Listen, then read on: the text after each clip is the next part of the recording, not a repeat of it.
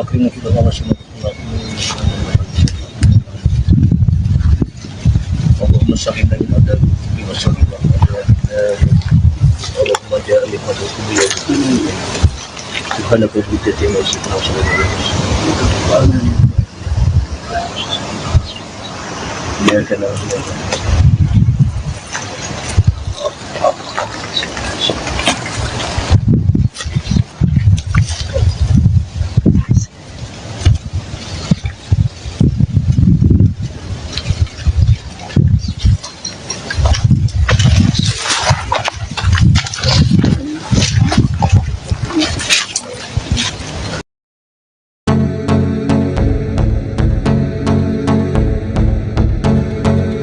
Penyidik Polda Jabar menggelar prarekonstruksi kasus Subang di lokasi kejadian tewasnya Tuti dan Amalia, tepatnya di Jalan Cagak, pada Selasa, 31 Oktober 2023. Dalam rekonstruksi itu, polisi menghadirkan tersangka Danu.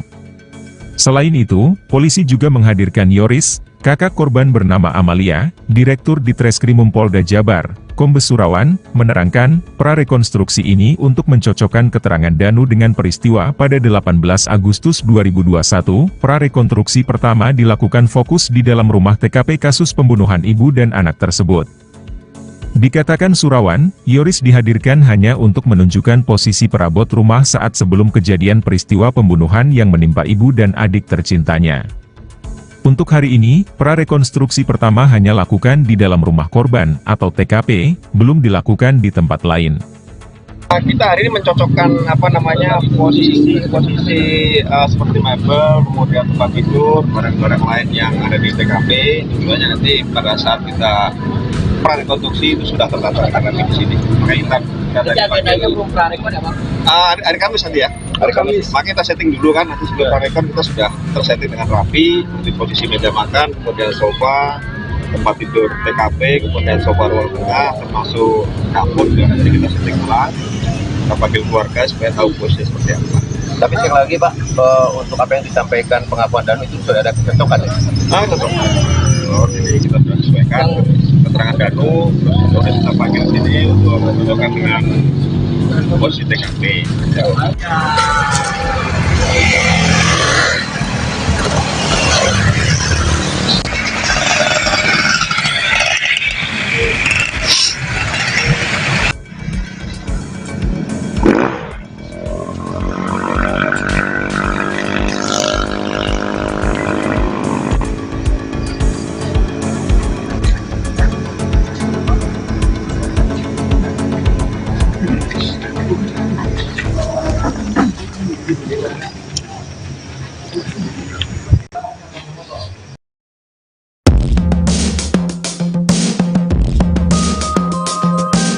Dua minggu mendekam di Bui, Yosef tersangka kasus Subang kembali mengurai curhatan ke pengacaranya. Cerita Yosef itu lantas diungkap ke publik oleh sang kuasa hukum, Rohman Hidayat. Dalam ulasannya itu, Rohman pun sekalian menjawab pertanyaan publik soal sosok Yosef yang disangkakan pada pasal pembunuhan ibu dan anak, Tuti dan Amalia.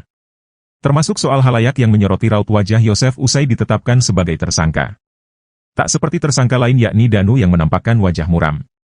Yosef justru tampak santai bahkan tersenyum kecil saat dipotret mengenakan baju tahanan. Tak cuma itu, Yosef juga tertangkap kamera tengah tertawa saat berbincang dengan pengacaranya.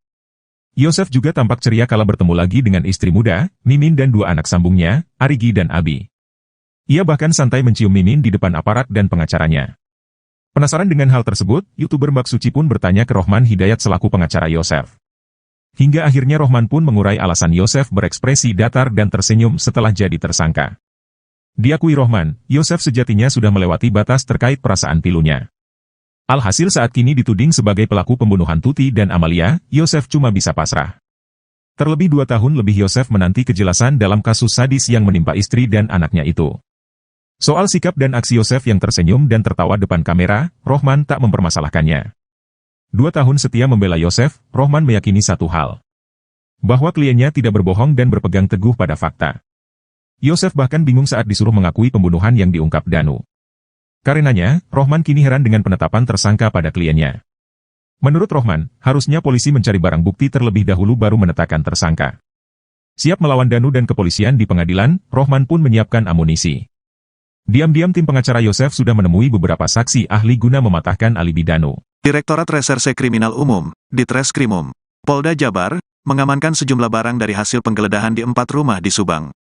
Dirkrimum Polda Jabar, Kombes Pol Surawan mengatakan, penggeledahan dilakukan di 4 rumah, masing-masing milik Yoris, Mulyana, anggota bantuan polisi, Banpol, dan seorang perwira polisi. Dari penggeledahan di 4 rumah itu, polisi mengamankan sejumlah barang yakni telepon genggam, memory card, laptop, stick golf, dan golok. Kita amankan untuk dilakukan pemeriksaan ulang. Kita cek dan uji swab ulang lagi manakala ada DNA korban di situ nanti, ujar Surawan, di Mapolda Jabar, Rabu, tanggal 1 November tahun 2023. Menurutnya, penggeledahan di rumah milik Yoris, Mulyana, anggota Banpol dan perwira polisi itu dilakukan lantaran keempatnya diduga sempat masuk ke dalam tempat kejadian perkara, TKP. Mereka itu orang-orang yang datang pada saat TKP awal. Jadi, mereka ada yang diperintahkan untuk membersihkan kamar mandi, kemudian mengambil barang-barang di sana termasuk juga mobil, katanya. Selain rumah mereka digeledah, kata dia, penyidik pun bakal memanggil untuk menjalani pemeriksaan sebagai saksi. Hari ini kita panggil mereka untuk kita lakukan pemeriksaan di Polda, ucapnya.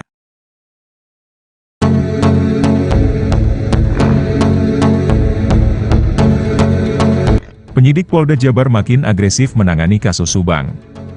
Terbaru, kemarin, mereka menggeledah perwira Polres Subang, termasuk si Banpol yang datang ke TKP saat kejadian. Selain menggeledah rumah perwira Polres Subang, polisi juga menggeledah rumah Yoris, anak korban Tuti sekaligus kakak dari Amalia. Tuti dan Amalia dihabisi pada 18 Agustus 2021.